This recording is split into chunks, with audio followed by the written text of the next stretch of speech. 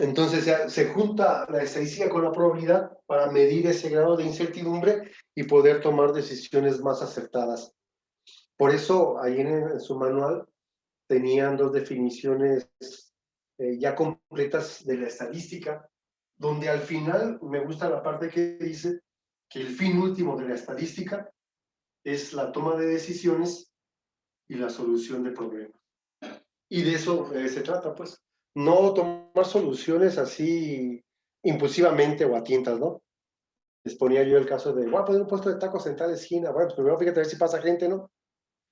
Y si pasa gente, fíjate si ya no hay más puestos por ahí. O sea, por muy elemental que sea el estudio de mercado, pues tienes que hacer algo que te garantice cierta certidumbre de que tu negocio va a funcionar, sino ¿para qué? Entonces, no es tomar decisiones al ahí se va, sino bajo cierto análisis.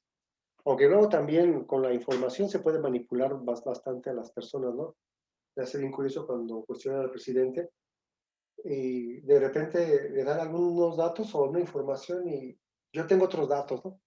Y hasta memes han hecho de eso, ¿no? O stickers. Así cuando alguien no está de acuerdo en alguna discusión, pues dirá lo que dirá, pero yo tengo otros datos, ¿no? Entonces sí, siempre es importante que quien te presente datos, pues sea una persona que tú confíes en él o que sepas que es una fuente objetiva, uh, que sea alguien que quiera hacer una investigación en serio, porque la estadística se presta mucho para manipular a la gente y lo vamos a ver ahorita, por ejemplo, los conceptos básicos. Un concepto, como en cualquier materia, si yo voy a aprender cálculo diferencial o integral, tengo que enseñarme pues, qué es una derivada, qué es una integral, qué es la pendiente de una recta, esas cosas, ¿no? Si vas a estudiar bioquímica, pues hay un lenguaje propio de la bioquímica. En estadística, pues también hay un lenguaje propio. Por ejemplo, de lo que es una población, que a su vez se divide en una población finita y en una población infinita. No me gustan a mí mucho las clases teóricas. Yo creo que le sufriría mucho si me tocara a mí hacer clases teóricas. Pero esta parte que es el principio, pues sí es teórico. Ya lo demás es más práctico, ¿eh?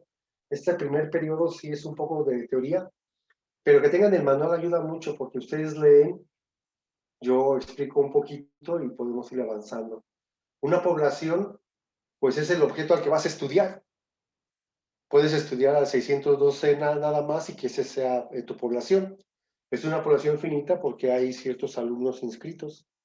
En este caso hay 20 ahorita, no sé si sean todos los que van a estar o no sé, pero sí es una población finita. A diferencia de poblaciones, por ejemplo, yo voy a estudiar el conjunto de los números naturales, es una población infinita, es una población infinita. Entonces, población es el objeto al que vas a estudiar. Y ese objeto que vas a estudiar puede tener un número finito de elementos o un número infinito de elementos. Pero normalmente leyeron ustedes que no es factible estudiar a toda la población. Si la población es ustedes nada más, pues sí no hay tanto problema. Si son 20 elementos de la población, pues fácil puedo hacer una investigación.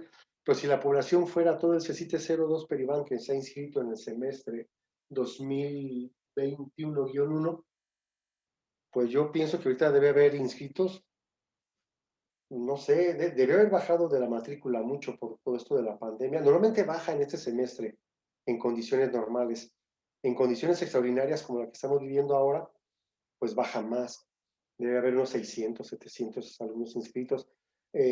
Investigarlos a los 700 completos, pues no es factible. O sea, no es, aparte de la pandemia, o sea, ni siquiera es factible ni en cuestión de recursos humanos ni financieros.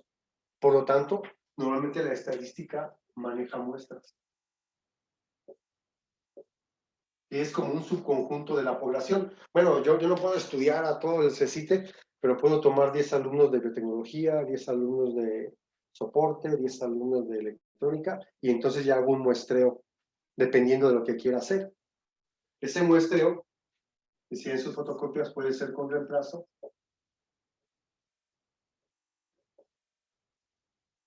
o sin reemplazo.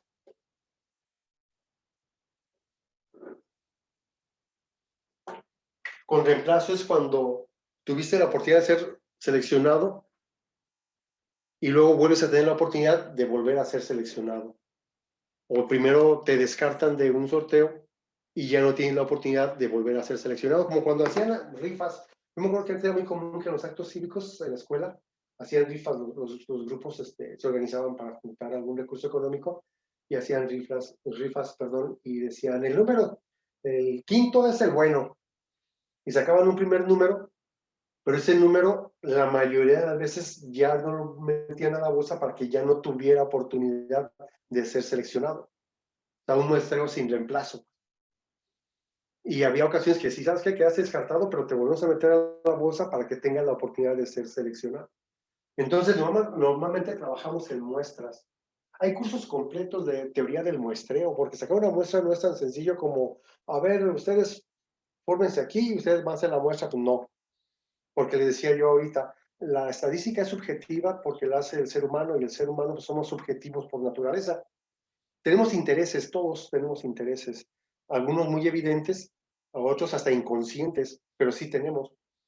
Si, por ejemplo, si a mí me dijera, ¿sabes qué? Pues, Octavio, tú vas a hacer una investigación donde vas a demostrar que el nivel académico de los muchachos que están en sexto semestre ahorita es muy bueno. Ah, caray, bueno, si tú quieres, bueno, no, más bien, te encargan que tú demuestres cuál es el nivel académico de los alumnos de sexto semestre en el CECITE 02. Si yo quiero quedar bien pues, con la población, con el pueblo, con el director, con todo el mundo, pues el muestreo lo hago sesgado, es decir, eh, selecciono arbitrariamente a aquellas personas que tengan un buen promedio. Por lo tanto, el resultado pues, va a ser el que yo espero. Por lo tanto, si soy un resentido yo y ando hablando de la dirección y de mis compañeros y de todo el mundo, que todo está mal, en esta escuela todo está mal, ¿qué voy a hacer? Como me encargaron a mí, yo estando resentido con la institución, pues el muestreo, no le voy a decir a nadie, y voy a seleccionar a gente con un promedio bajo, es decir, con gente que ni asiste a clases. ¿Qué voy a demostrar? Pues que el nivel académico en realidad es muy malo. Cuando el nivel académico, o más bien el nivel de aprovechamiento de ustedes, ni es tan bueno como elegir a 100 personas que tengan buenas calificaciones y ni es tan malo como escoger a 100 personas que tengan promedios muy bajos, ¿no? Entonces sí hay que tener bastante cuidado cuando te presentan gráficas, porcentajes, o sea, quién lo está haciendo, bajo qué sentido. Ahorita, por ejemplo, está muy dividida la opinión con el presidente porque hay medios de comunicación que abiertamente están en contra y todo lo que diga y todo lo que haga está incorrecto, como también hay medios que abiertamente están a favor de la presidencia o del gobierno federal, ¿no? Hay gobernadores que casi se ponen de tapete al presidente, que todos le aplauden, como hay gobernadores como el de aquí, que todo lo que haga está mal, ¿no? O sea, entonces somos una sociedad que de repente juzgamos mucho en buenos y malos y no analizamos, pues. Yo tengo un dicho que me ha servido mucho en la vida, que no me acuerdo alguien me lo había dicho, pero que nadie es tan bueno como parece, ni tan malo como parece. Pero somos dados a etiquetar, ¿no? Entonces, que cuando ustedes vean información, mínimo se cuestionen quién la está dando, por qué la está dando, para qué la está dando, qué quieren que crea yo con esa información. Ustedes saben, una hacían cuando Carlos Salinas de Gortari fue presidente, y bombardeó las televisiones con puras gráficas donde mostraba el crecimiento económico de, de Alemania y de Inglaterra, y ponían a México su crecimiento económico aquí, y el de Alemania aquí, y el de Estados Unidos aquí, y el de, no sé, otro, por ejemplo, Japón, que tiene una economía más estable. Y no, hombre, ya somos del primer mundo. Prepárense a ser ricos porque ya el país ya va a despuntar. Pues no, pues. Pero tanto te lo presentaron, tanto te lo presentaron, y tanto te lo dijeron, y tampoco te cuestionaste, que sí llegaste a creerlo, pues.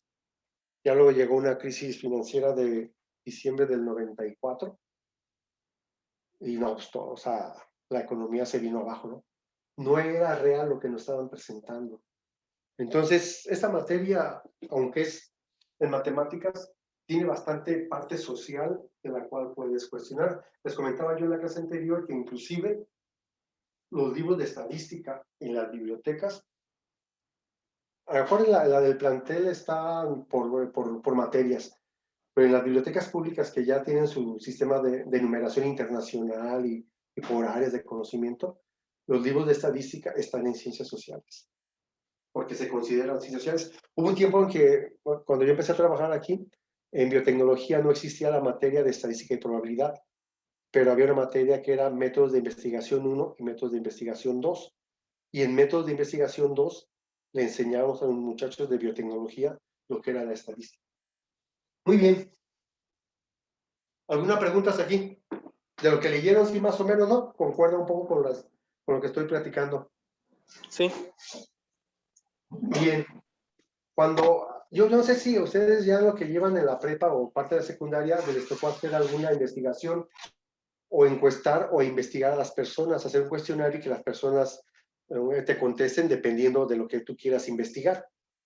A mí, ¿sabes dónde se da eso muy seguido? En ventas, en la materia de ventas, seguido van haciendo estudios de mercado y te hacen preguntas.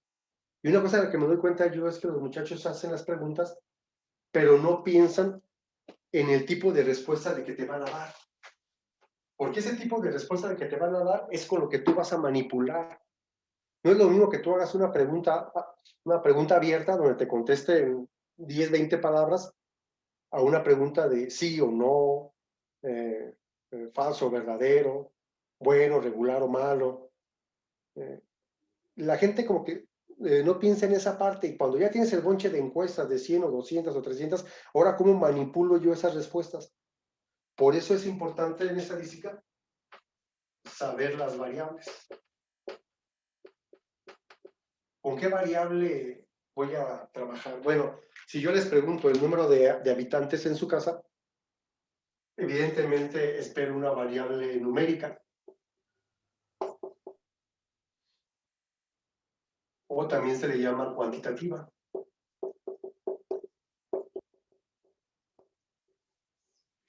¿Verdad? Yo espero que alguien me diga, bueno, en mi casa vivimos 4 o 5 o 6. No espero que alguien me diga, ¿sabes qué, profe? Vivimos 6.3. ¿Por qué? Es que tengo un hermano que a veces va y a veces no va. Pues ya no sé la verdad si vive o no vive. No, o sea, normalmente espero un número entero y espero que entre dos números enteros no haya nada. A ese tipo de variable numérica se le llama variable numérica discreta. Y normalmente nos sirve para contar. Trabaja valores enteros, pues. Entre un valor y otro, entre dos valores consecutivos, no hay nada entre ellos. ¿Cuántas televisiones hay en tu casa? No, pues 4 o 5 o 3 o 2 o ninguna. O 4.5. Ah, caray, ¿cómo 4.5? Sí, es que la punto 5, como no tiene telecable, ni la usamos. No, son 4, son 5, son 6. A diferencia de las variables numéricas continuas, las variables numéricas continuas que normalmente sirven para medir. Normalmente sirven para medir y que sí, aquí sí incluyen los números decimales, que entre un valor y otro puede haber muchos valores. Y por ejemplo, si yo te digo, a ver, ¿cuánto mides? No, yo mido 1.79. Y yo mido 1.80. Pero aquí pueden existir muchísimos valores. Es decir, un infinito de valores que pueden estar ahí. O más cuando en ingeniería que están haciendo láminas de metal de tal grueso, o sea, sí hay muchos valores entre dos decimales, hay bastantes. Entonces, si trabajas con números enteros, nada más es una variable discreta. Pero si trabajas con una variable que va a manejar decimales, es una variable continua. Pero también puede ser de que tú preguntes y que la respuesta no sea un número.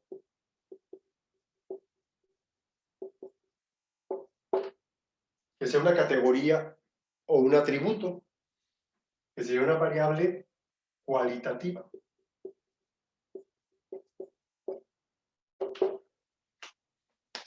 El color favorito, rojo, negro. Ese no tiene ningún valor, o sea, no vale más el que le gusta el color negro que el que le gusta el color blanco, pues es un color. Este, Después de 5 semestres en la escuela, aunque ya les tocó casi la mitad, o yo creo que la mitad les va a tocar en línea, eso es un problema grave, ¿eh? Porque decía yo al principio que la escuela, yo no sé si les va a quedar a deber en los contenidos que tenía obligación de impartirles y que no vayan a ser una desventaja para ustedes en la universidad. Cambió bastante esto de en línea y ustedes como generación, va a ser la primera generación que va a salir así. Entonces yo espero que la escuela como tal sí haya cumplido con ustedes y eso se va a dar cuenta hasta que se vayan a la universidad y vean si realmente van en desventaja o no. Vamos a suponer, después de 5 semestres en la escuela, ¿cómo consideras en general el servicio del C702 Peribán? ¿Bueno, regular o malo?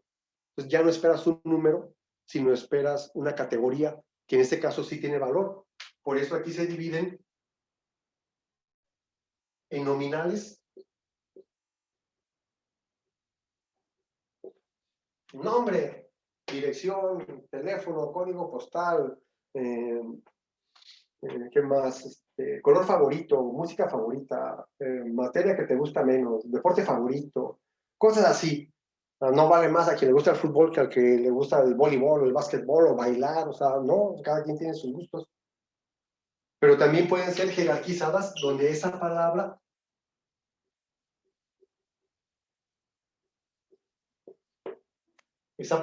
sí tenga valor, como le decía yo ahorita, bueno, regular o malo, el sí o no, cosas así que aunque son palabras sí tienen valor.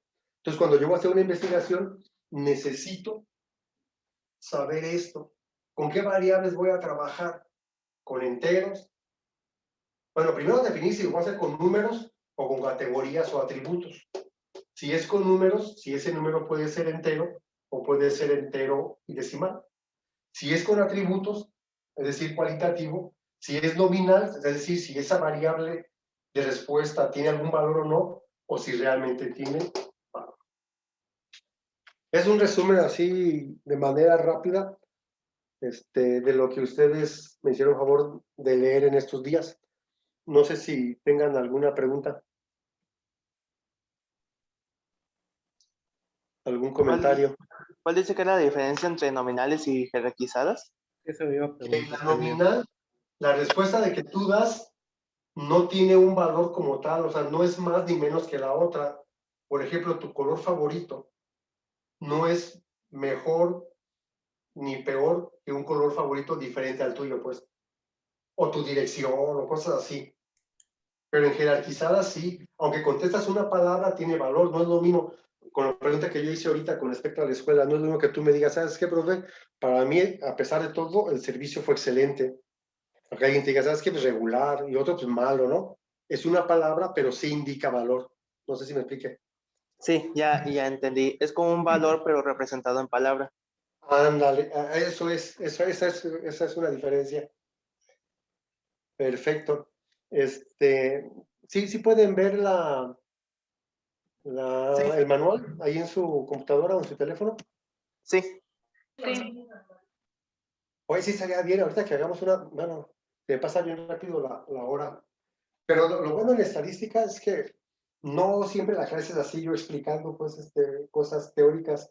Este es especial porque vamos empezando, ¿no? Pero se pone interesante. Ahorita se me ocurrió, y bueno, vamos a investigar en los muchachos quién ve la clase en una computadora personal.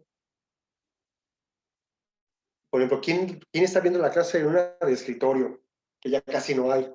¿Quién ve la clase en una portátil o una laptop? ¿O quién lo ve la clase en un teléfono o en una tableta? Por ejemplo, sería interesante investigar esa parte. Y vamos a ir investigándolo, o sea, somos poquitos en realidad, y creo que podemos hacer investigaciones. No podemos salir a la calle, al registro civil, a ver cuánta gente se murió, cuánta gente se divorció, eh, cuántos son, esas cosas no, porque ni están para dar un servicio y no se puede salir. Tampoco podemos ir a control escolar para que nos digan cuántos alumnos hay por cada grupo y cuántos salieron, cuántos reprobaron. porque también tienen sus cosas que hacer, pero podemos investigar cosas de nosotros mismos que generen una idea de cómo nos hemos comportado, ¿no? Por ejemplo, las carreras que van a estudiar o las escuelas a las cuales pretenden ingresar. Si es que pretenden ingresar, habrá personas con todas sus expectativas de estudiar o de no estudiar ya. Habrá personas que digan, ¿sabes qué? Pues yo con la prepa y ya, de la escuela ya jamás voy a ir, ¿no? Entonces, sí va a haber cosas para estudiar. Bien, de la tarea número 1, que ahí la tenemos en la página 7, yo espero que la tengan ya ahí en su cuaderno. No me la van a mandar, dijimos que la van a mandar, y es más, vamos a ponerle que las tareas que llevemos las van a mandar cuando hagamos el primer examen parcial. Habíamos quedado en las tareas, si mal no recuerdo, a ver, díganme, que era el 70% de las tareas, digo, el 70% del examen y 30% de las tareas, ¿sí fue así? Sí, fue así. Sí, creo que sí. Bueno, un grupo de estudiantes, bueno, nomás le doy a ustedes el 610, nada más, de los otros grupos no. Pero el 610, y lo quiero compartir con ustedes para que sea parejo. El 610 me pidió que el examen fuera 60% y las tareas el 4%. ¿Lo dejamos igual que el 610? ¿Les gustaría? Pues suena bien. ¿Vale? Que las tareas sean 4 puntos. Evidentemente, pues, tienen que hacer unas tareas buenas, ¿no? Que las vea el profesor y hasta se motive a leerlas, ¿no? Y que el examen sea de 6 puntos. ¿De qué les parece? Para que sea igual que el otro grupo. Sí, estaría bien. Vale. Entonces, para que lo corrijan, por favor. Sería 60 del examen y 40 de las tareas. Y se me hace justo. Si lo haces con un grupo, pues compártelo con otro grupo, ¿no?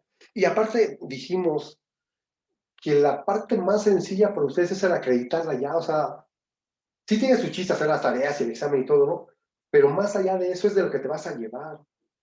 Yo no sé si yo pudiera preguntarle a cualquiera de ustedes sobre cálculo, si realmente si valió la pena el curso o no. Yo sé que algunos acreditaron bien y aprendieron mucho. También sé que otros acreditaron y no aprendieron gran cosa. Eso yo lo sé. Yo lo que quiero es quedarme con la satisfacción de que la parte que me tocaba a mí enseñar, esa sí esté ahí, pues. Yo espero que cada clase que vengan se lleven algo, ¿no? Se lleven algo y que haya valido la pena estar aquí en línea. Con todos los problemas que tenemos todos ahorita, pero que haya valido la pena. Muy bien. Entonces, su tarea, tenemos las 5 preguntas que están ahí. ¿Quieren que platique alguna de ellas? O ya con eso la pueden, si les faltó alguna pregunta, ya la pueden contestar. ¿Quieren que yo hable sobre alguna de las preguntas o podemos dejar así su tarea y ya las reviso cuando la manden? ¿Podría hablar sobre la pregunta 4? Hay que hablar de todas. 4. ¿Cuál es la diferencia entre la estadística descriptiva y la estadística inferencial? La principal diferencia es que la inferencial saca conclusiones para tomar decisiones. ¿Cuál cree usted que constituye una forma más elevada de análisis estadístico? Pues la inferencial, precisamente por eso, porque la inferencial es la que me va a dar primero me va a dar la certeza que mi hipótesis es correcta, o sea, que lo formulé bien lo que quería investigar.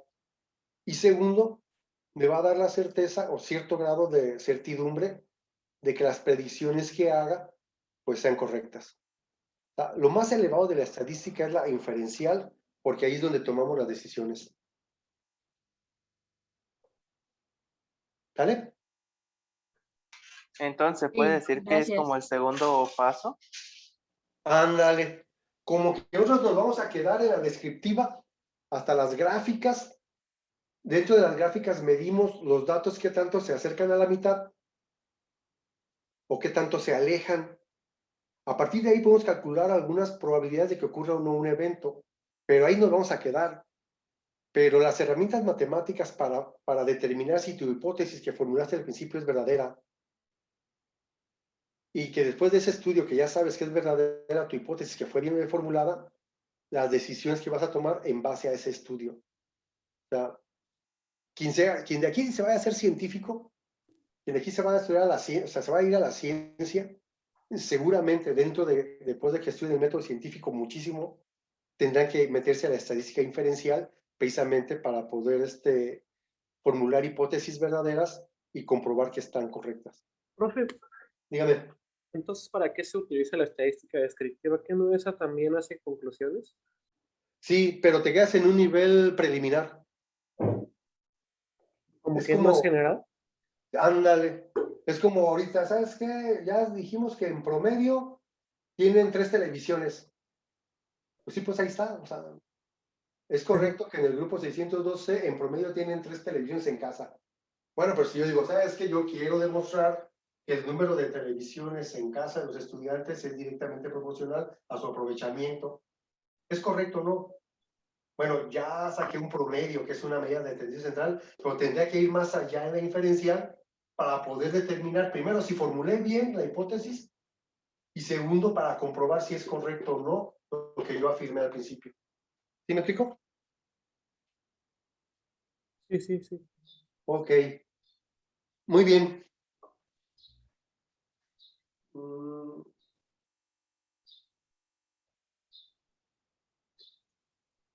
Sí, tenemos tiempo poquito. Bueno, entonces, pero luego viene aquí en la parte inferior, organización y descripción de datos, y lo que es una distribución de frecuencias y un agrupamiento de datos. ¿Pueden ver esa tabla? Sí.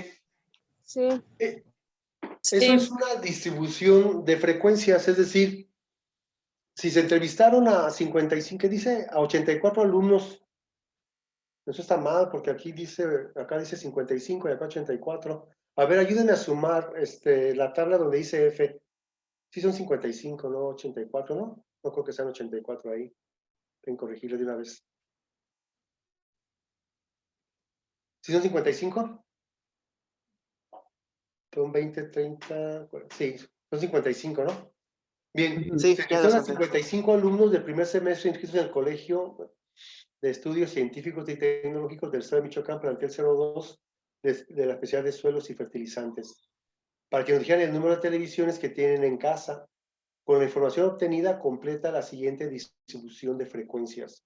Es decir, ahí me está diciendo que 5 alumnos, de los 55 alumnos que entrevistamos, 5 contestaron que una televisión, en este caso la variable de respuesta es una variable discreta y va desde el 1 hasta el 7. El menor valor de la variable de respuesta fue una televisión y el valor mayor pues, fueron 7 televisiones. 5 alumnos dijeron que tenían una televisión, 8 alumnos dijeron que tenían 2. Esa es una distribución de frecuencias para no tener... Ah, caray.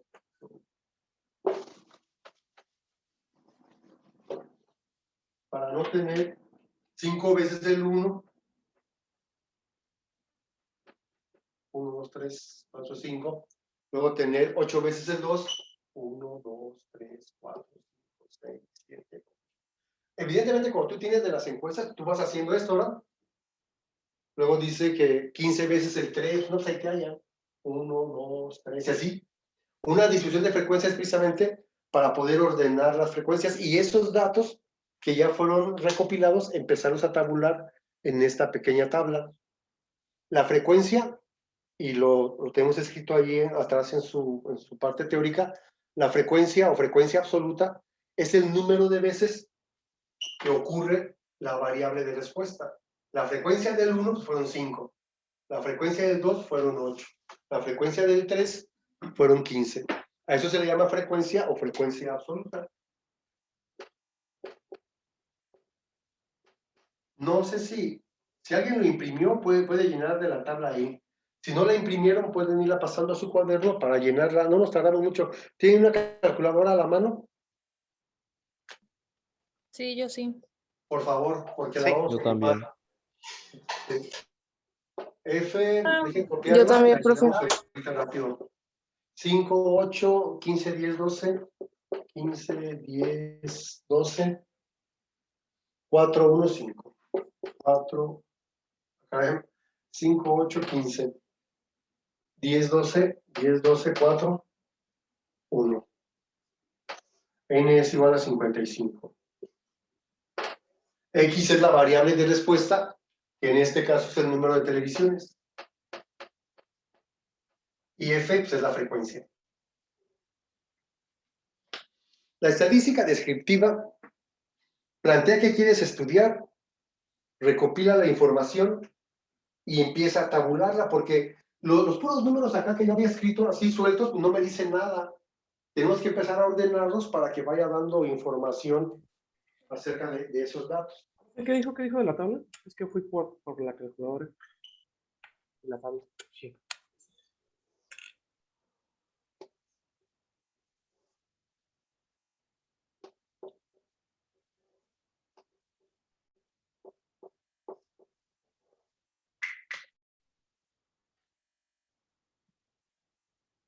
Ahí está la tabla.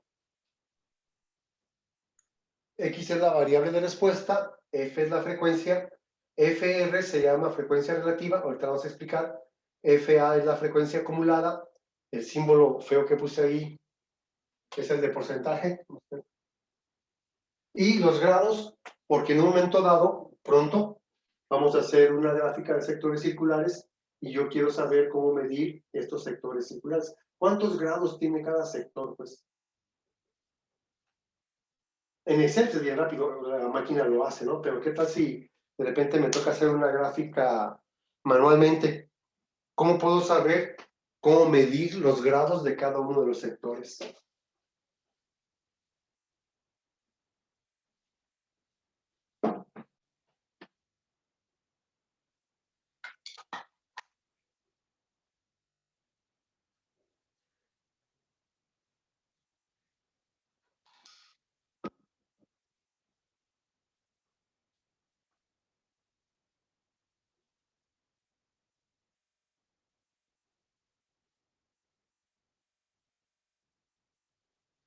La frecuencia relativa es la proporción,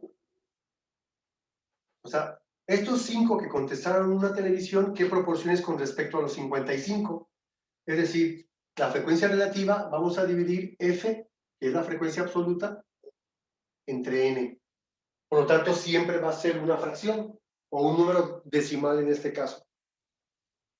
Por ejemplo,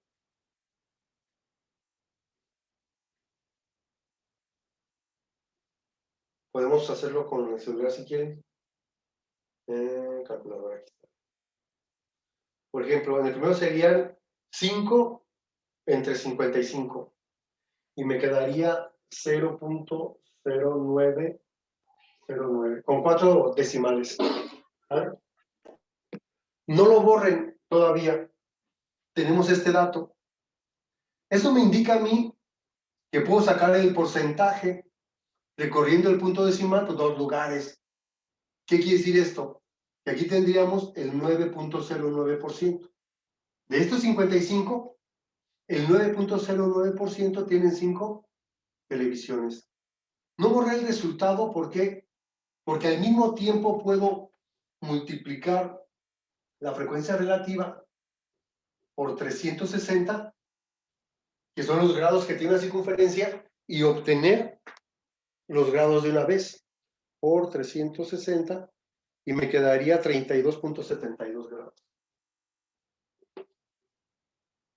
¿Sí me explico? La frecuencia relativa es la frecuencia entre n. El porcentaje, pues es la frecuencia relativa por 100. Pero no lo hice porque ya sé que multiplicar por 100 es recorrer el punto decimal 2 lugares. Para no trabajar doble, no la borro y la multiplico por 360 para encontrar los grados de una vez. Para cuando yo haga esa gráfica, que la voy a hacer, en algún momento dado, cuando yo explique los tipos de gráficas, a ver, vámonos a la gráfica de tal página, digo, a la tabla, y de ahí saqué los datos para hacer un histograma, un polígono de frecuencias, una de sectores circulares, cosas así, pues. Entonces podemos hacerlo.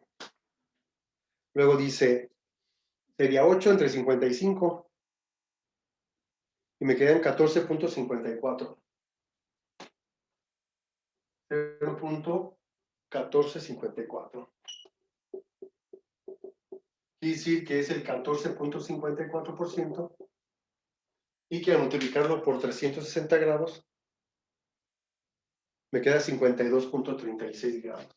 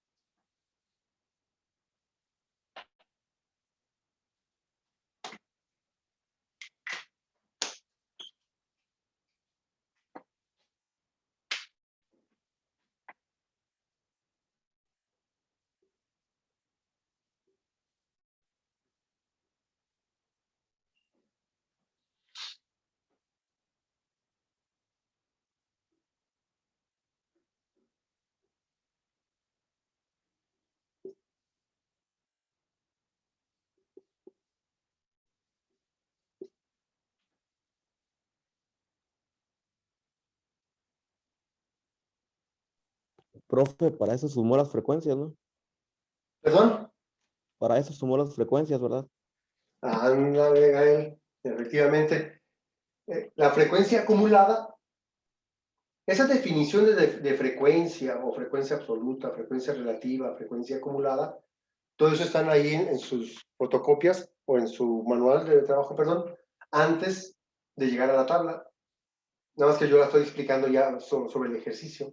La frecuencia acumulada, dice Gael, es la suma paulatina de las frecuencias, comenzando siempre del valor menor de la variable de respuesta. Esto yo lo escribí del 1 al 7, pero pude haberlo escrito del 7 al 1. Si hubiera escrito del 7 al 1, las frecuencias las hubiera sumado de aquí hacia acá. Como el 1 está aquí arriba, entonces comienzo 5 y 8, 13, 13 y 15, 28, 28 y 10, 38, 38 y 12, 50, más 4 y más 1. Y a eso se refiere con la frecuencia acumulada. Y ahí tendríamos una distribución de frecuencias simple, se le llama simple, porque el valor de la variable de respuesta es corto, su rango relativamente es corto, pues, del 1 al 7.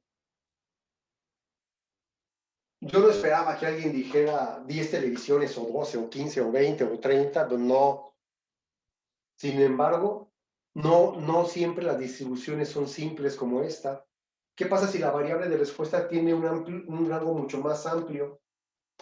O, por ejemplo, si vamos a investigar las edades de las personas que entran al centro de salud, no sé, en Peribán, habrá personas recién nacidas hasta personas de 90 años. Hacer una lista del 1 al 90 sería pues como muy extenso.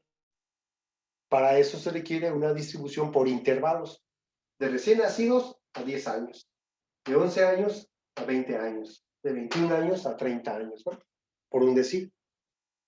Pero eso sería el tema de la siguiente clase. Ahorita yo espero que haya quedado bien ya casi es hora, ¿sí? La diferencia entre estadística descriptiva e inferencial, lo que es una población finita, una población infinita, que es una muestra, qué diferencia hay entre una población y una muestra, los tipos de variables numéricas y no numéricas, qué es una variable discreta, una variable continua, las variables categóricas o nominales, perdón, las categóricas o cualitativas que se van a dividir a su vez en nominales y en jerarquizadas. Para toda esa parte que quede bien, que es una variable de respuesta, que es una frecuencia absoluta, una frecuencia relativa, una frecuencia acumulada, cómo obtener el porcentaje y los grados. ¿Tengan alguna pregunta o algún comentario? Mañana hacemos para apropiarnos bien de esto, hacemos otra tabla. Dejamos unas 2 o 3 que hagan de tarea para después empezar a hacer por intervalos, que este rango de la variable de respuesta sea mucho más amplio. ¿Alguna pregunta o comentario final? No, profe. Bien. Sí se grabó en la clase. Ya después de mediodía intento subirla por si a alguien le interesa verla. Que tengan buen día. Cuídense. Cualquier cosa estamos ahí a la orden en el grupo o en el teléfono como ustedes se sientan más cómodos. ¿Sale? Nos vemos mañana. Profe, lo último, no Vale, lo profe, escuché. ¿Vamos a gracias. terminar la tabla? Gracias. Gracias. Profe, Gracias. Hola, muy ¿Completamos bien. esta tabla de una vez? Allí, ¿mande? Que si completamos esta tabla de una vez. Sí, esa hay que tener ya en su cuaderno. Oliver, hace falta de tu recibo.